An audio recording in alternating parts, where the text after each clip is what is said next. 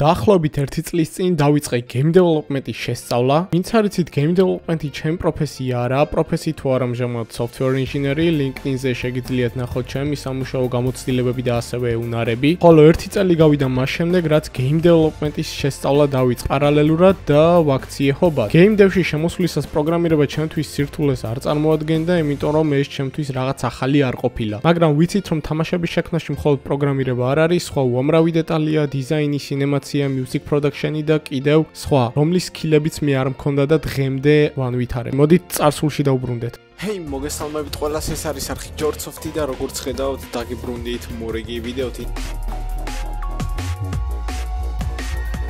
Random QBS არის პირველი თამაში, რომელიც მე დავწერე JavaScript-ზე. ამ მარტივი თამაშის შექმნისას მივხვდი, რომ თამაშის შექმნა სახალისოა და მე ეს მაბედნიერებდა. და დღემდე, როცა ჩემივე შექმნით თამაშს ვთამაშობ, ძალიან ბედნიერი ვარ და თვითკმაყოფილების გრძნობა მეუფლება. წარმოიდგინეთ, ახლა რა დღეში ვარ, როცა სხვა თამაშობს ჩემივე შექმნილ თამაშს.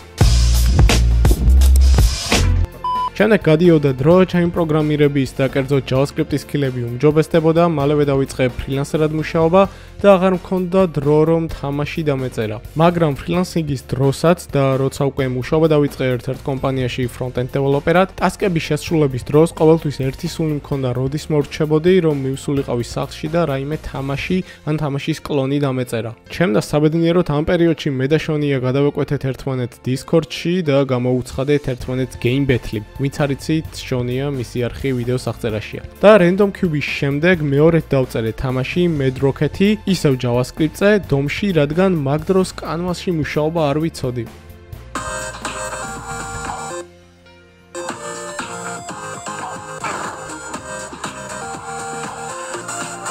Damn, son, where'd you find this?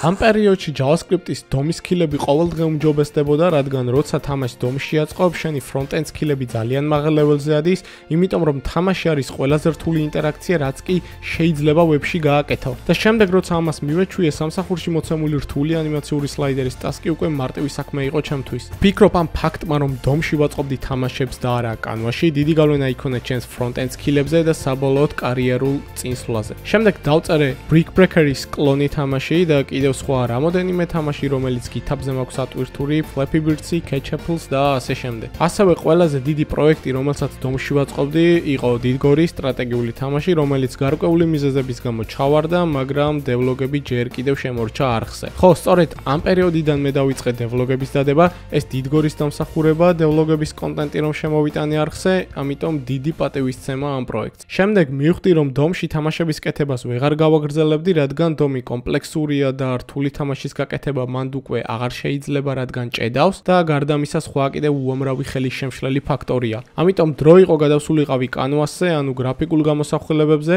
და კანვასის შესწავლის დროს აღმოვაჩინე JavaScript-ის კანვას ბიბლიოთეკა Phaser-ი, რომელიც არის სრულიად უფასო, open source და საკმაოდ გიმარტივებს კანვასთან მუშაობას. ხო და ამ დროს დავწერე ჩემი პირველი თამაში, რომელიც ოფიციალურად გამოვაქვეყნე itch.io-ზე, ქათამოიდი. იგი კვერცხების სახში. აჰა, ეს ამბჭერი დადი.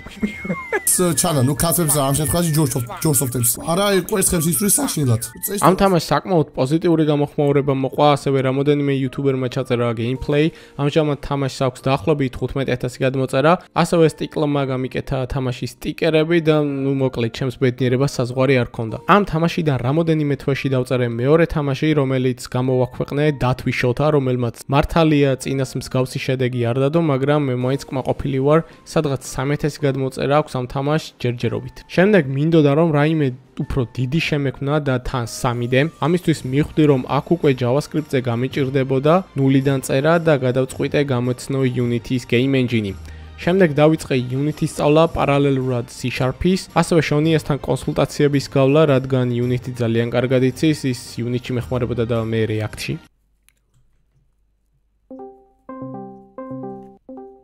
ბიჭო, და გავიჭედე რაღაცაში და დამეხმარები? ბიჭო, აუ რა გამიხურე საქმე გეხვეწები. აი რაღაცას ვაკეთებ რო ხო გითხარი. ბიჭო, 2 წამის საქმეა, ანუ შენთვის მართლა 2 წამის საქმეა.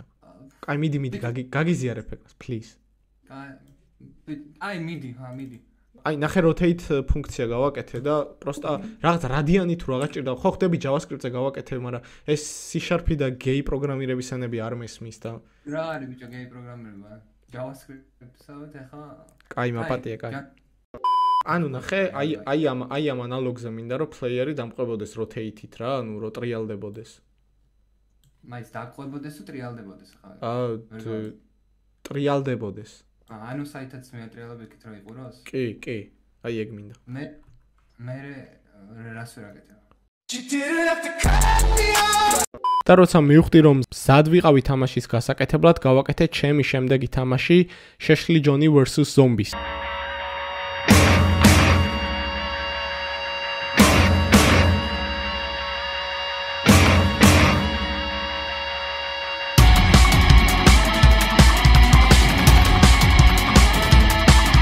ამ პროექტმა მომცა უდიდესი გამოცდილება Unity-თან, C#-თან და ასევე Android-ის ოპერაციულ სისტემებთან, რადგან ჯერჯერობით ეს თამაში მხოლოდ Android-ისთვისაა. თავიდან ავტვირთე itch.io-ზე და რამოდენიმე ხანში გავუშვი ოფიციალურად Play Store-ზე. და უკვე შეგიძლიათ ოფიციალურად გადმოწეროთ Play Store-დან. ასევე ამ თამაშში ჩავაშენე რეკლამები, რამაც კიდევ ერთხელ განავითარა ჩემი game dev skills-ები და ასევე ჯიბე. ეს თამაშიც მორჩა არხს devs 4 და vlog ვიდეო შეშლი ჯონზე და დრო იყო უკვე რამე სერიოზული შემექმნა, რადგან წინა პროექტებს რაც ვახსენე სერიოზულად არ ვუყურებ, იმიტომ რომ ესენი მხოლოდ სკილების გასაუმჯობესებლად გავაკეთე. ეხლა კი ამჟამად მევქმნი ქართულ 2D RPG თამაშს, რომლისთვისაც სცენარი მაქვს უკვე გაწერილი და თამაში დეველოპმენტის პროცესშია, 4 devlog ვიდეო უკვე devs და რა თქმა უნდა გამოვა ახალი devlog ვიდეოებიც. მიუხედავად იმისა, რომ მსგავს პროექტებზე გუნდები მუშაობენ, ამ პროექტში ვარ მარტო, მხოლოდ მე. საინტერესოა შეძლებს თუ არა ერთი მოკვდავი ადამიანი წარმატებული თამაშის შექმნას. ამ თამაშზე ვამყარებ ძალიან დიდი იმედებს, რადგან მინდა ყველა მოთამაშის გულამდე მივიტანო ჩემი სათქმელი და გავაკეთო ხარისხიანი ქართული პროდუქტი, რომლის გაშვებასაც Steam-ზე ვაპირებ. თამაშის სიახლეებს თვალი შეგიძლიათ ადევნოთ ჩვენს Discord სერვერზე, რომლის ლინკი ვიდეოს აღწერაშია.